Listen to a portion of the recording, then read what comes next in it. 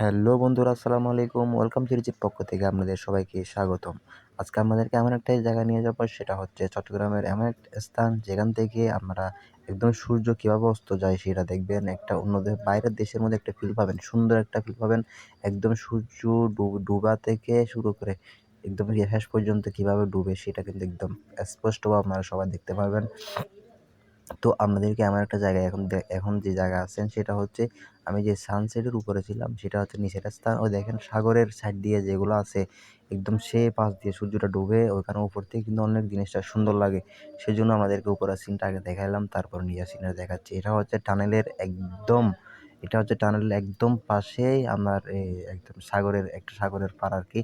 এটা হচ্ছে কক্সবাজার থেকে সুন্দর লাগতেছে। ঢেউ অনেক বিশাল বিশাল ঢেউ আসতেছে। আজকে কিন্তু ওয়েদারটা একটু খারাপ ছিল।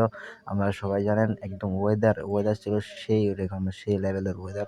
একদম পানির ঢেউ যখন মারতেছে মানুষের গায়ে, একদম মানে সুন্দর লাগতেছে, অনেক সুন্দর লাগতেছে, একদম সুন্দর। মানে এটা কিন্তু বোঝানোর মতো না, একটা ফিল, অন্যরকম ফিল। যারা